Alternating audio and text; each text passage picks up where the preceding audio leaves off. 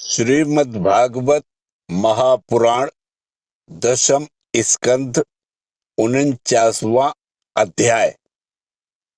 अक्रूर जी का हस्तिनापुर जाना। ओम नमो भगवते वासुदेवाय।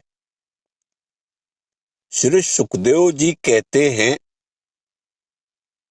परीक्षित, भगवान के आज्ञानुसार अक्रूर जी हस्तिनापुर गए। वहां की एक एक वस्तु पर पूर्ववंशी नरपतियों की अमर कीर्ति की छाप लग रही है। वे वहां पहले धृतराष्ट्र, भीष्म, विदुर, कुंती, बाल्मीक और उनके पुत्र सोमदत्त, द्रोणाचार्य, कृपाचार्य, कर्ण, दुर्योधन, द्रोण पुत्र अश्वत्थामा, युधिष्ठिर आदि पांचों पांडव तथा अन्य इष्ट मित्रों से मिले। जब गांधिनी नंदन अक्रूर जी सब इष्ट मित्रों और संबंधियों से भली भांति मिल चुके, तब उनसे उन लोगों ने अपने मथुरावासी स्वजन संबंधियों की कुशल क्षेम पूछी। उनका उत्तर देकर अक्रूर जी ने भी हस्तिनापुर वासियों के कुशल मंगल के संबंध में पूछताछ की। परीक्षित, अक्रूर जी ये जानने के लिए कि धृतराष्ट्र पांडवों के साथ कैसा व्यवहार करते हैं, कुछ महीनों तक वहीं रहे। सच पूछो तो धृतराष्ट्र में अपने दुष्ट पुत्रों की इच्छा के विपरीत कुछ भी करने का साहस नहीं था। वे शकुनी आदि दुष्टों की सलाह के अनुसार ही काम करते थे। अक्रूर जी को कुंती और विदुर ने यह बतलाया कि धृतराष्ट्र के लड़के दुर्योधन आदि पांडवों के प्रभाव, शस्त्र कौशल, बल, वीरता तथा विनय आदि सद्गुण देखकर उनसे जलते रहते हैं।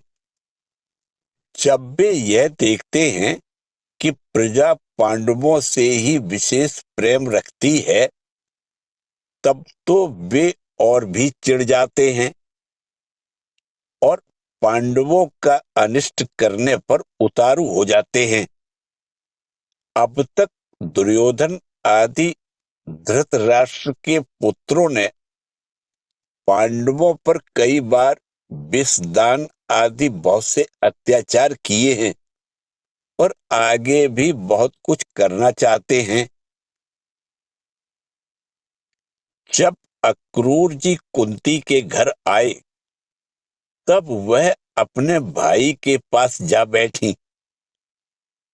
अक्रूर जी को देखकर कुंती के मन में अपने मायके की स्मृति जग गई और नेत्रों में आंसू भर आए।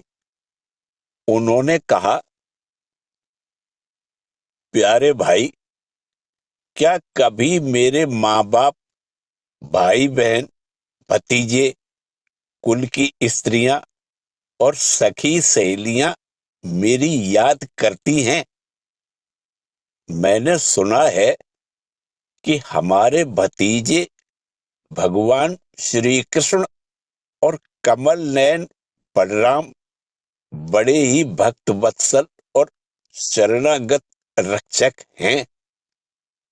क्या वे कभी अपने इन फुफेरे भाइयों की भी याद करते हैं? मैं शत्रुओं के बीच घिरकर शोकाकुल हो रही हूं। मेरी वही दशा है जैसे कोई हिरनी भेड़ियों के बीच में पड़ गई हो। मेरे बच्चे बिना बाप के हो गए हैं। क्या हमारे श्री कृष्ण कभी यहाँ आकर मुझको और इन अनाथ बालकों को सांत्वना देंगे? श्री कृष्ण को अपने सामने समझकर कुंती कहने लगी,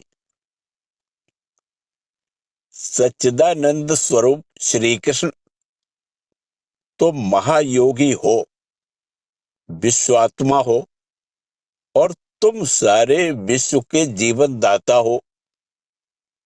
गोविंद, मैं अपने बच्चों के साथ दुख पर दुख भोग रही हूं,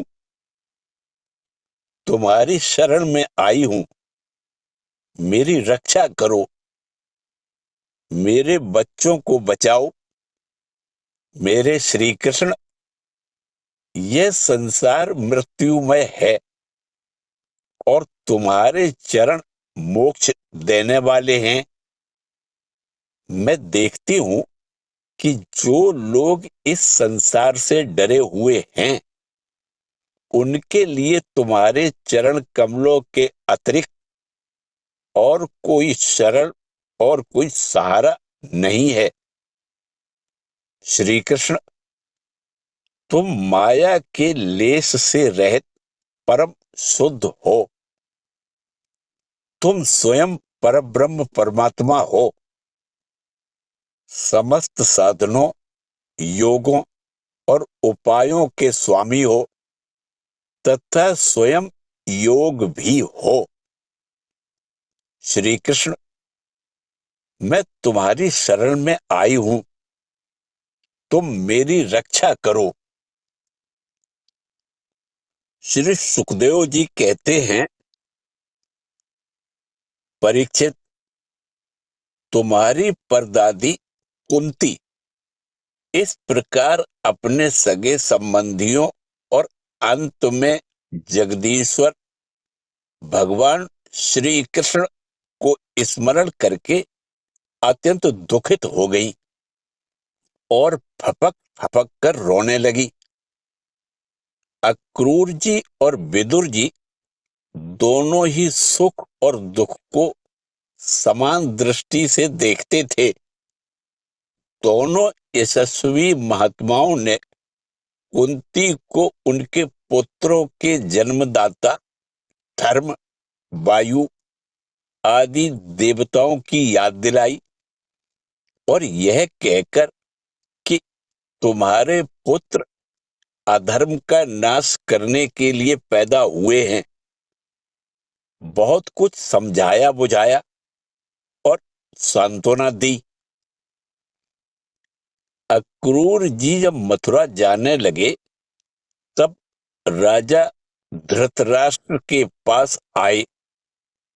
अब तक यह स्पष्ट हो गया था कि राजा अपने पुत्रों का पक्षपात करते हैं और भतीजों के साथ अपने पुत्रों का सा बर्ताव नहीं करते। अब अक्रूर जी ने कौरवों की भरी सभा में श्री कृष्ण और बलराम जी आदि का हितैषिता से भरा संदेश कह सुनाया। अक्रूर जी ने कहा, महाराज धृतराष्ट्र जी, आप कुरुवंशियों की उज्जवल कीर्ति को और भी बढ़ाइए। आपको यह काम विशेष रूप से इसलिए भी करना चाहिए कि अपने भाई पांडु के परलोक सिधार जाने पर अब आप राज्य सिंहासन के अधिकारी हुए हैं। आप धर्म से पृथ्वी का पालन कीजिए, अपने सद्व्यवहार से प्रजा को प्रसन्न रखिए और अपने स्वजनों के साथ समान बर्ताव कीजिए। ऐसा करने से ही आपको लोक में यश और परलोक में सद्गति प्राप्त होगी। यदि आप इसके विपरीत आचरण करेंगे तो इस लोक में आपकी निंदा होगी और मरने के बाद आपको नरक में जाना पड़ेगा। इसलिए अपने पुत्रों और पांडवों के साथ समानता का बर्ताव कीजिए। आप जानते ही हैं कि इस संसार में कभी कहीं कोई किसी के साथ सदा नहीं रह सकता। जिनसे जुड़े हुए हैं उनसे एक दिन बिछुड़ना पड़ेगा ही। राजन, यह बात अपने शरीर के लिए भी 16 आने सत्य है। फिर स्त्री, पुत्र, धन आदि को छोड़कर जाना पड़ेगा। इसके विषय में तो कहना ही क्या है। जीव अकेला ही पैदा होता है और अकेला ही मर जाता है। अपनी करनी भरनी का पाप पुण्य का फल भी अकेला ही भुगतता है। जिन स्त्री पुत्रों को हम अपना समझते हैं वे तो हम तुम्हारे अपने हैं, हमारा भरण पोषण करना तुम्हारा धर्म है। इस प्रकार की बातें बनाकर मूर्ख प्राणी के अधर्म से इकट्ठे किए हुए धन को लूट लेते हैं। जैसे जल में रहने वाले जंतुओं के सर्वस्व जल को उन्हीं के संबंधी चाट जाते हैं। यह मूर्ख जीव जिन्हें अपना समझकर अधर्म करके भी पालता पोसता है, वे ही प्राण, धन और पुत्र आदि इस जीव को असंतुष्ट छोड़कर ही चले जाते हैं। जो अपने धर्म से विमुख हैं, सच पूछिए तो वह अपना लौकिक स्वार्थ भी नहीं जानता। जिनके लिए वह अधर्म करता है वे तो उसे छोड़ ही देंगे। उसे भी संतोष का अनुभव न होगा और वह अपने पापों की गठरी सिर पर लाद कर स्वयं घोर नरक में जाएगा। इसलिए महाराज, यह बात समझ लीजिए कि यह दुनिया 4 दिन की चांदनी है, सपने का खिलवाड़ है, जादू का तमाशा है और है मनोराज्य मात्र। आप अपने प्रयत्न से, अपनी शक्ति से चित्त को रोकिए। ममता बस पक्षपात न कीजिए। आप समर्थ हैं, समत्व में स्थित हो जाइए और इस संसार की ओर से उपराम शांत हो जाइए। राजा धृतराष्ट्र ने कहा, दानपते अक्रूर जी, आप मेरे कल्याण की, भले की बात कह रहे हैं। जैसे मरने वाले को अमृत मिल जाए तो वह उससे तृप्त नहीं हो सकता, वैसे ही मैं भी आपकी इन बातों से तृप्त नहीं हो रहा हूं। फिर भी हमारे हितैषी अक्रूर जी, मेरे चंचल चित्त में आपकी यह प्रिय शिक्षा तनिक भी नहीं ठहर रही है, क्योंकि मेरा हृदय पुत्रों की ममता के कारण अत्यंत विषम हो गया है।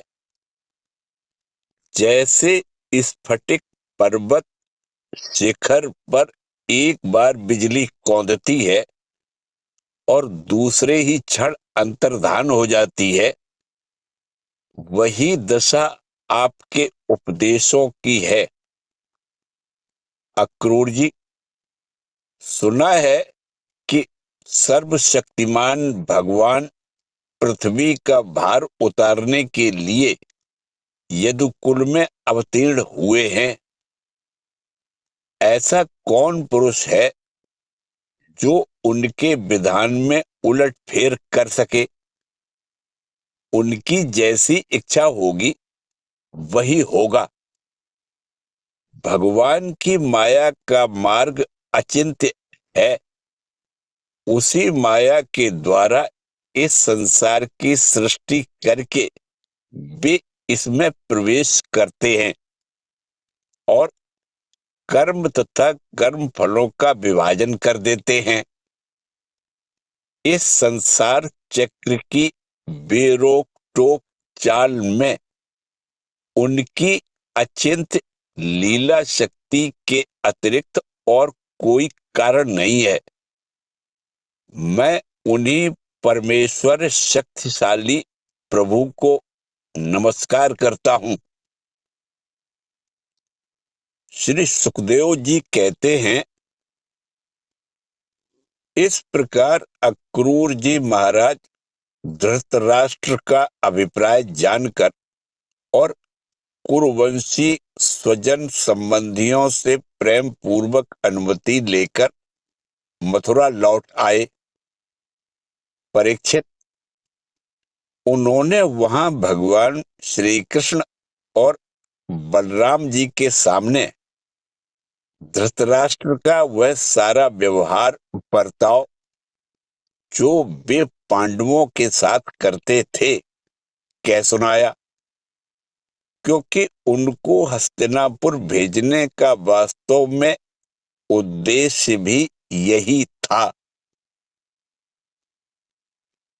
इसी के साथ 10वें स्कंद का पूर्वार्ध भाग समाप्त हुआ। हरि ओम तत्सत।